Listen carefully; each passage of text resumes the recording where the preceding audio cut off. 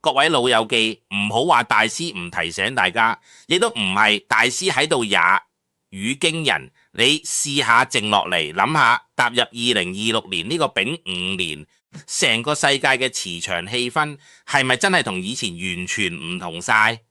你有冇覺得近期個人特別容易心火盛，好似個心入面收埋咗一嚿炭咁，少少事就想同人起火，甚至見到身邊最親嘅人講多兩句都想同佢嘈到拆天，又或者你發覺屋企啲嘢好似有靈性咁，電燈膽燒完一個又一個，冷氣機明明啱收好，又莫名其妙咁漏水，甚至連部平時用開嘅手提電話都熱到好似想爆炸咁。聽大師講，呢啲通通都唔係巧合，更加唔係你運氣唔好咁簡單，而係因為我哋依家正處於火毒最攻心、最燥烈嘅時刻。丙午年喺玄學上係一個乜嘢概念？丙係純陽之火，午亦都係純陽之火，雙重烈火焚燒。呢種火唔係普通我哋煮飯嗰種火，而係足以融化金銀燒焦大地嘅乾渴之火，亦即係傳說中赤馬紅陽劫嘅猛烈前奏。依家正值8月，最後呢幾日，呢段時間喺節氣上係由大暑之後轉入初秋嘅關鍵換氣位。天地間嘅火氣雖然表面上想退，但佢會喺臨走之前爆發出最後一波最毒最燥嘅威驚。如果你屋企有2個方位擺錯咗嘢，或者係堆積咗一啲唔應該存在嘅垃圾，大師今日要正式話你知，呢個唔單止係招災惹禍，分分鐘會令到全家人嘅運勢、財運、健康由呢一刻開始衰足10年。今日我唔單止要幫你逐一揾出呢啲隱藏喺你屋企嘅定時炸彈，仲要教你點樣喺9月命運大洗牌之前，用最簡單最極速嘅方法化解呢啲火毒，幫你全家轉危為機。首先，大師一定要同你講清楚，點解2026年會係一個咁多人是非延伸、情緒失控嘅年份？火喺五行入面主禮，但係凡事過猶不及。當火氣太過旺盛嘅時候，呢種禮就會變質成為燥同弱。火毒攻心，最直接嘅體現就係人嘅神經系統同心血管受壓。所以你睇下近期社會上點解咁多無端端嘅爭執，其實就係大環境嘅氣場喺度搞局。8月最後呢段日子係玄學上所謂火金交戰最慘烈嘅時間。8月屬金，並火克金，呢種強烈嘅碰撞會產生一種好毒嘅燥氣。如果呢種氣聚喺你屋企嘅特定方位，就好似你親手喺自己張床下面放咗個炸藥桶咁危險。大師要講嘅第一個最容易招災、最需要打醒精神嘅方位，就係你屋企嘅正南方。喺2026年，正南方係歲破位，亦都係火氣嘅本位。丙午年嘅午，正正就係正南方。如果你喺8月最後呢幾日，仲係由得你屋企嘅正南方亂糟糟，甚至仲喺嗰度擺咗一大堆鮮紅色、粉紅色或者橙色嘅嘢，例如紅色嘅地梯、紅色嘅大燈籠，甚至係你長期開住一部會發熱嘅電視機、電腦或者咖啡機，咁你就真係做緊火上加油嘅傻事。南方本身已經係火旺到極點，你再用呢啲屬火嘅顏色同電器去催旺佢，呢種火就會由氣演變成毒。呢個方位一旦出事，最直接受害嘅就係屋企人嘅心臟、血液循環，仲有就係男性長輩或者一家之主嘅健康。好多老友記有個誤解，覺得紅色代表喜慶，諗住擺多啲紅嘢可以沖喜。大師同你講，凡事都要睇天時。喺丙年火毒攻心嘅時候，正南方絕對唔可以見紅。如果呢個位擺錯咗嘢，就好似喺火藥庫旁邊玩打火機，一旦引爆，你事業上會出現毀滅性嘅打擊。可能係原本談得好地地嘅生意突然間黃咗，又或者係莫名其妙被官非終身。呢種負面能量係有連鎖反應嘅，一衰就衰成串，真係可以影響你好多年都翻唔到身。咁到底點樣可以極速化解正南方嘅火毒？老友記聽大師講，最簡單、最唔使錢，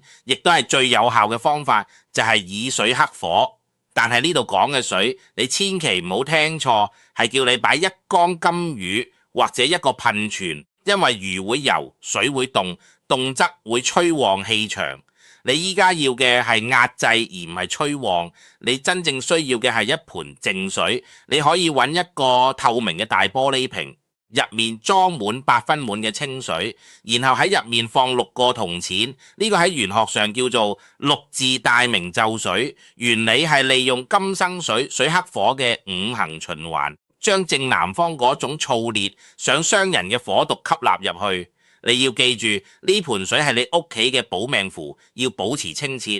如果你發覺啲水變黃變毒，甚至入面啲銅錢生，咁就代表佢已經幫你同你屋企人頂咗災，吸收咗好多負面能量。你要即刻倒咗佢換過。盤身嘅第二個，你要極度小心，分分鐘會令你財散人亡嘅方位，就係你屋企嘅正東方。好多老友記可能會問大師啊，正東方唔係屬木咩？木唔係生火咩？冇錯，你講得啱，正正就係因為東方屬木，喺丙午年呢個火旺到離譜嘅年份，東方就變成啲火毒嘅大型兵工廠，木能生火。如果東方位亂七八糟堆滿咗啲枯萎咗唔記得淋水嘅植物，或者係一啲尖俗帶刺嘅木製品，甚至係一啲舊報紙、舊雜誌，呢啲嘢喺氣場上通通都係燃料，會源源不絕咁為火毒提供子彈。喺8月最後呢幾日，如果東方位出咗問題，最容易招惹嘅就係吸血、桃花劫同家庭內鬥。大師見過太多個案，就係因為屋企東方呢個方位火氣太盛，燒壞咗個人嘅腦袋，搞到一啲平時好精明嘅老友記，突然間臨老入花鼠，俾一啲後生女或者所謂嘅投資專家呃晒副身家，或者係仔女因為一啲遺產錢財問題同父母反目成仇。呢啲悲劇好多時都係因為屋企東方呢個兵工廠火毒攻心所致。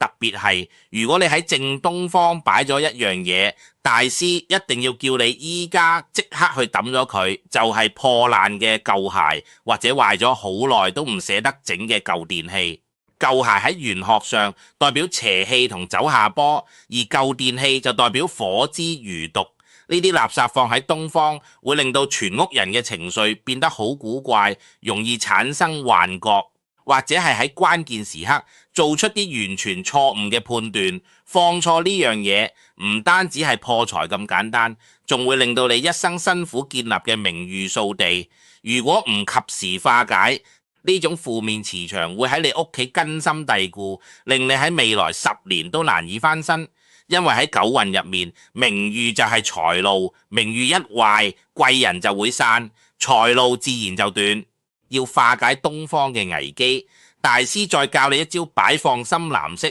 或者黑色嘅裝飾品，甚至係一盆加咗鹽嘅淨水。藍色同黑色屬水，可以滋潤東方嘅木氣，令佢唔好去助長火威，反而轉化為水木相生嘅貴人局。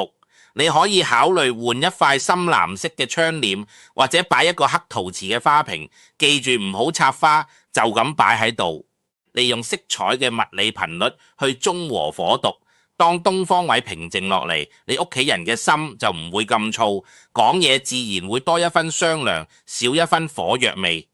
老友記，你一定要明白一個道理，風水絕對唔係乜嘢迷信或者導人向惡嘅嘢，佢係一種環境心理學同磁場能量學。丙午年嘅火毒其實就係一種極端嘅能量失衡。我哋理順咗屋企嘅方位，就等於係幫自己個大腦做咗一次深層次嘅大掃除。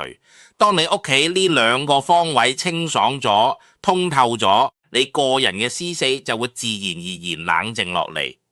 喺呢個大洗牌嘅時代，冷靜嘅人先可以睇清邊度係生路，邊度係陷阱。當全世界都喺度因為火毒而亂衝亂撞嘅時候，你可以穩坐點漁船，揾到屬於你嘅絕地翻身機會。好多老友記成日揾大師訴苦，話大師啊，我最近真係好黑仔，買乜輸乜，連行街都差啲被車撞，係咪真係要衰足10年啊？大師同你講，命運雖然有定數，但亦都有變數。而呢個變數就掌握喺你對手度，天垂聖人則之，老天爺俾咗咁多預兆你，你依家識得改，識得化解就係絕地翻身嘅開始。除咗搞好屋企個風水佈局，你個人嘅內在滅火亦都好重要。喺8月最後呢幾日，大師建議你多啲飲水，特別係溫水，少啲食嗰啲辛辣煎炸熱氣騰騰嘅嘢。呢個就係從生理谷稿上去清理體內嘅火毒，人體內嘅火清咗，你嘅面相、你嘅眼神就會隨之改變。眼神清澈唔帶殺氣嘅人，財神爺同貴人自然會多睇你2眼，願意伸手拉你一把。我再同你解釋下點解個10字咁重要，點解話會衰足10年。因為2026年丙午年係一個大運交接嘅極端點，我哋依家正步入下元嘅九運，九運屬火，離火當令，離火係虛火，係名氣之火，亦都係毀滅之火。如果你喺呢個開頭嘅關鍵位冇打好個底，由得呢種燥烈嘅火毒攻入咗你個命宮同家居氣場，你之後嗰幾年都會喺度不斷咁補爛梯子。生活就好似老鼠拉骨咁，無從入手，日日喺度救火。所以8月最後呢幾日嘅極速化解，唔係單純為咗呢幾日，而係為咗你未來10年嘅平穩安康，同埋你個財富嘅安全。大師仲要特別提醒大家一件事，就係屋企嘅心臟位置，即係客廳嘅中央。呢度係全屋氣場嘅匯聚點，亦係中宮丙午年火毒盛，中宮位宜空不宜實，宜靜不宜動。如果你喺客廳中間擺咗好大件嘅紅木家具，或者係一個紅彤彤圖案好複雜嘅大地，甚至係一個好大嘅水晶燈長期開住，大師建議你一定要諗辦法移開佢，或者用一啲白色銀色米、白色嘅嘢去覆蓋或者中和佢，金能易火。白色同銀色屬金，可以將火毒嘅威力喺無形中射走，令到氣場變得溫潤。呢個動作喺玄學上叫做偷天換日，喺你唔經意間就已經將成間屋嘅氣壓由高壓轉為平穩。各位老友記，聽大師講，人生其實就係一場同能量嘅博弈，亦都係一場心態嘅修行。火毒雖然犀利，足以令好多人傾家蕩產、家庭破碎，但係只要你識得順勢而為，避開南方同東方呢2個重災區嘅陷阱，你反而可以借住九運離火大運嗰種名氣大速度快嘅特性，令你嘅事業或者名聲喺短時間內爆發。9月命運大洗牌就快到，嗰場洗牌係留俾有準備、有定力、有智慧嘅人。你依家跟住大師講嘅去化解、去清理、去抌嘢，你個財富同你個命盤就已經穩咗一大半。最後大師想同你分享一個心法：心存善念，保持冷靜，就係呢個世上最強大、最靈驗嘅避火符。火氣旺嘅年份，人容易變得自私，容易因為少少利益就變得暴躁，變得不擇手段。如果你能在呢種亂世之中逆流而上，保持一份慈悲心，對屋企人多一分包容，對外人多一分寬恕，你呢份平靜穩定嘅心靈磁場係你最高級、最無敵嘅風水。火毒係攻擊唔到一個心如止水、定力十足嘅人嘅。大師祝你由頭髮到落腳，接財接福，平平安安度過呢個丙午年火毒期。我哋一齊努力，喺即將到嚟嘅9月大洗牌之中，展出一個大發特發、紅透半邊天嘅新局面。下次大師會再為你拆解更多9月嘅開運秘法同埋橫財佈局，記得留心聽大師講嘢。我哋下次再見。